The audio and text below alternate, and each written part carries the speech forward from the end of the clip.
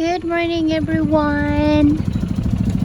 Pupunta tayo sa ating garden. Mag-pick tayo ng tomato. Ayan, medyo maulan ang ating panahon ngayon.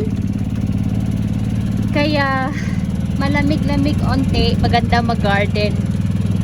Yun, so mag-pick tayo ng ating kamatis. Marami tayong kamatis ngayon. Ayan. Dito na tayo sa ating kamatis. Ayan. Nagpick tayo earlier pero umulan kaya huminto ako. Yan, malalaki yung kamatis natin. So meron pa tayong ipipick. Okay, ito ang dami nila. So ito yung cherry tomatoes ko. Naka-mix lang ito dito sa ating Roma. Ang daming bunga, ang daming hinog right now. Ayan nangalata nga yung iba. Ayan yung hubby ko Hindi niya ako nakita. Ayan. So ito yung ating big beef. So nahinog na, pero kasi nagpick ako earlier kaya hindi gaano karaming hinog. Anyway, yun, ang dami nila. So kahapon hindi ako pumunta dito kaya yung mga worm hindi ko napansin, kaya maraming worm kanina. Ayan ayan, ito yung kinakain ng worm. Yes. Ayan, so ayan, marami ng hinog. Ito yung big beef natin, malalaki, masarap ito pang sandwiches. Ayan yan. So mayroon din tayong mga peppers, meron tayong chilies. Ayan ayan, marami tayong hot chilies, hot peppers. Meron din tayong bell pepper. Yan. Ito yung chilies natin. Ayan, 'di ba? Ang taba-taba nila. Ayan. So dalawang klase yung hot chili ko. Meron akong Asian chilies. Ito naman yung sa atin na hindi gaano kaanghang. Ito ay maanghang. Yan. So ang maliit siya unti kaysa yun sa Asian one. Ayan. Ito yung bell pepper natin, may mga bunga na rin. Ayan, so malalaki siya, green pa siya. Red to ang red bell pepper ito, pero kasi young pa, sila, yung green. Pero kasi gusto ko yung red, so pahinugin natin. So pag gusto nyo ng green, pwede din na i-pick. Pero kasi nagumagawa ako ng salsa, kaya anuhin ko siya hanggang mag-red na. Yan, meron din tayong jalapeno. Yun. Ito yung jalapeno natin. This is for salsa naman. And ito maraming bunga yung jalapeno natin. Ayan, pero hindi pa siya ready, maliliit pa yung iba. Some is ready na. Ayan dito. Yan.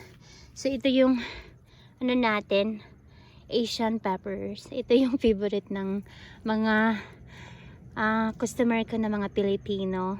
At saka yung din, maanghang. Nila, pinipickles nila. Yan. Marami talaga akong bunga. Marami tayong chilies ngayon. Ayan. So ganito, ito yung yung garden ko ng peppers at tomato. Yan. So medyo siya, mahaba.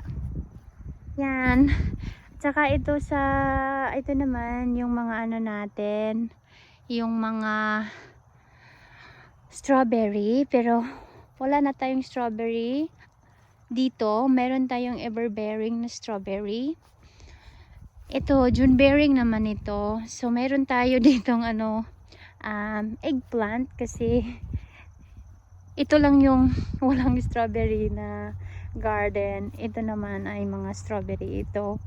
Yung ngayon ay weeds na muna kasi sobrang busy. Hindi natin mai-pick. Hindi tayo makapagdamo. So, ito yung eggplant natin, guys. Meron tayong maliliit na eggplant, Asian eggplant. Yan yung maliliit na ginagawa nating ano ba yan, saan na? Yan yung bunga, ginagawa nating pakbet. Yan, so marami yan dito. Meron din tayong malalaki na masarap din ito Ginagawa ko tong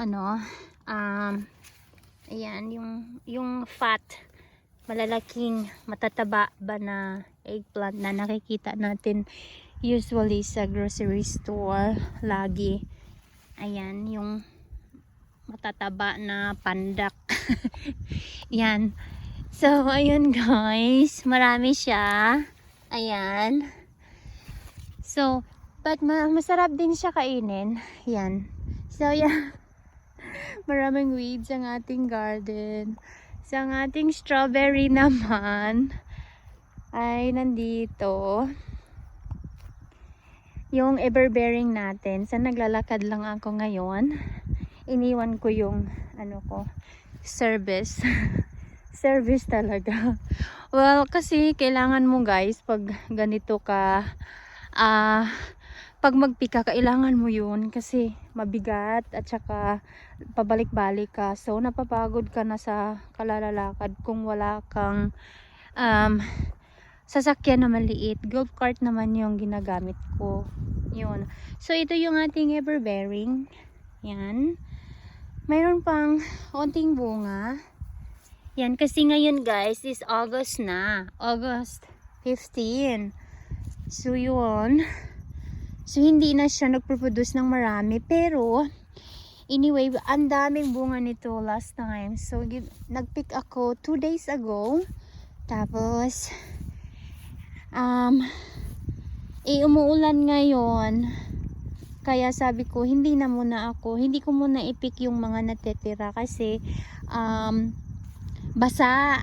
Ayoko naman na malalanta pag hindi mabinta agad in 24 hours. So, hinayaan ko lang muna. Marami pa talaga guys. May mga hinog pa yan. Ayun.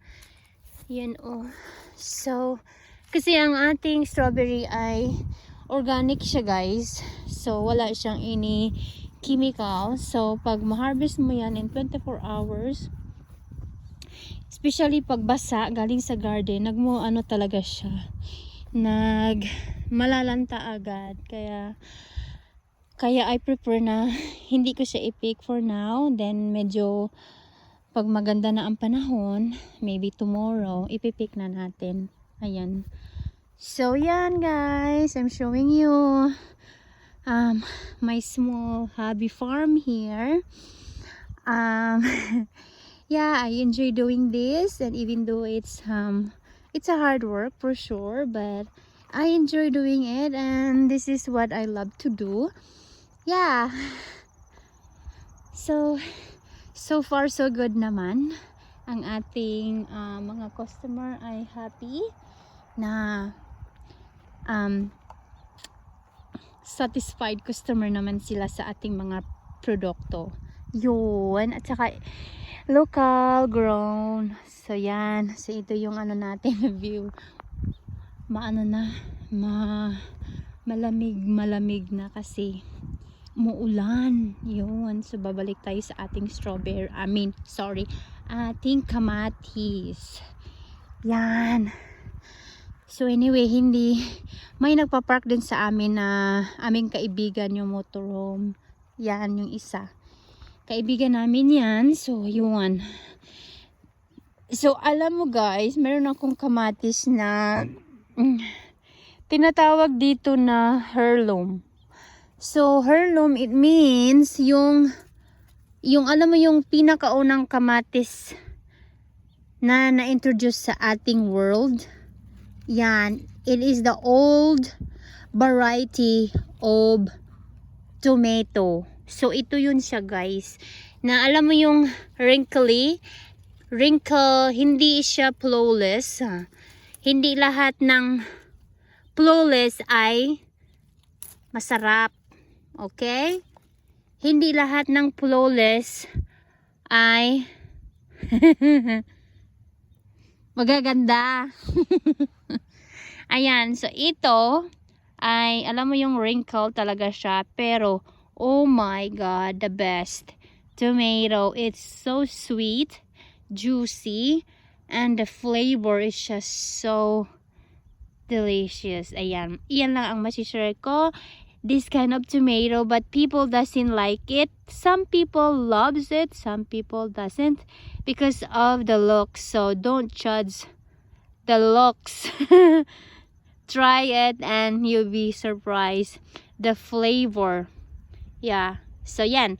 So this is the heirloom tomato. It's so delicious and it's good for salad. It's good for everything.